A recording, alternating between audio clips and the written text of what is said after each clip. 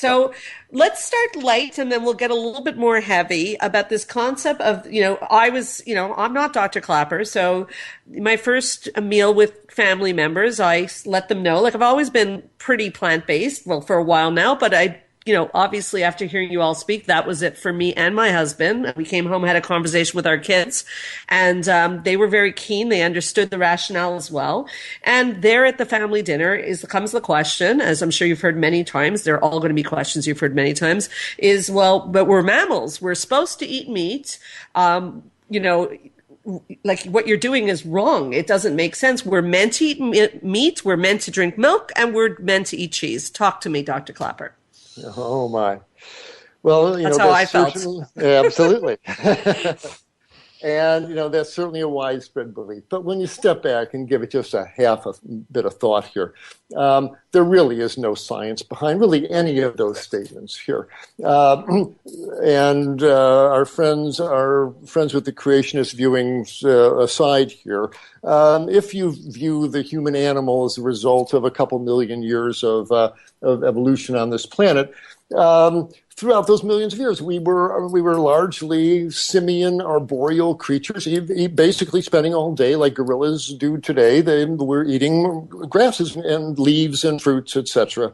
No primate eats animal flesh, with the exception, I know, chimpanzees every once in a while will kill something, but no gorilla eats animal flesh. No baboon, no bonobo, no primate eats animal flesh. To say we're mammals, we need to eat flesh, that's silly.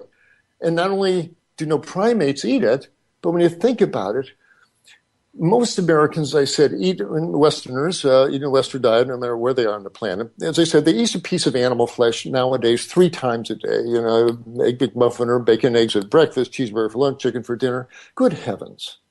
Not even mountain lions eat flesh 3 times a day.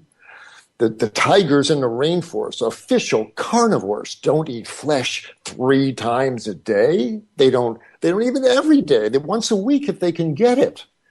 And no, as I said, no gorilla eats flesh at all, and they sure don't feed their kids animal flesh 3 times a day like we do. How are people saying, well, we're mammals, it's natural? No, it's not. Okay, so they might say then you should have it once a week. Fair enough, maybe. Okay. But I'm old enough, I've delivered 400 babies, and I've watched a number of them who were born to vegan parents grow up into strong, tall, healthy, intelligent, bright vegan adults who married another vegan man or woman. They've had vegan kids, and I watched 3 generations of vegan kids grow up into strong, healthy, intelligent, bright adults free of diseases, and they don't have meat cravings. They don't have any of this.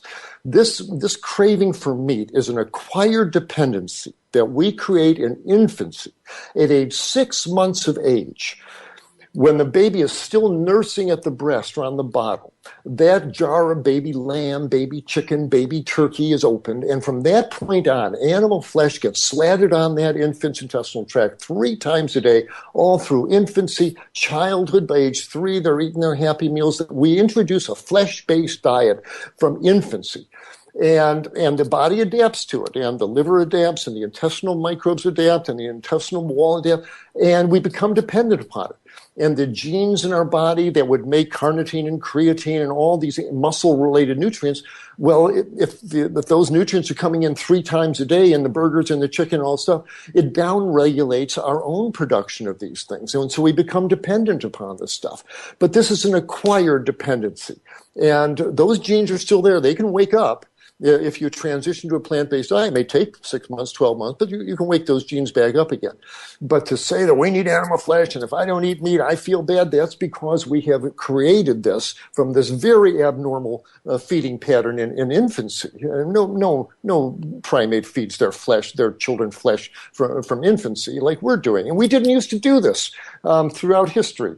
It's only a recent phenomenon.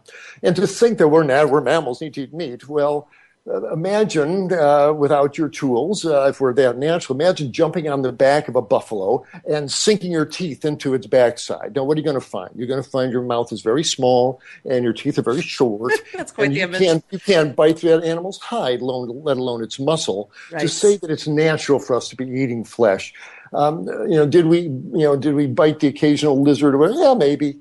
And Do people have to be 100% vegan? Yeah, we can talk about that. But man, you shouldn't be eating an animal-based meal, an animal-based diet like we are now, where every meal is based around a piece of animal flesh. They're like zombies every 5 hours. Oh, I need more flesh. I need more flesh. There's nothing natural about that. And the hospitals are filled with the results. So Yeah, it's this not paleo. healthy, not Oh natural, and no! not healthy. Someone wanted to ask me, Doctor, I want to create a colon cancer. How do I do this? Well, pack your colon full of meat 3 times a day. Let that rub on your colon wall for 20 years. Watch what you set off there. These people eating these flesh-based diets are setting themselves up for an epidemic of heart attacks, strokes, autoimmune diseases, colon cancer, diabetes. A flesh-based diet is a diet of death, quite honestly, and a plant-based diet is a diet of life.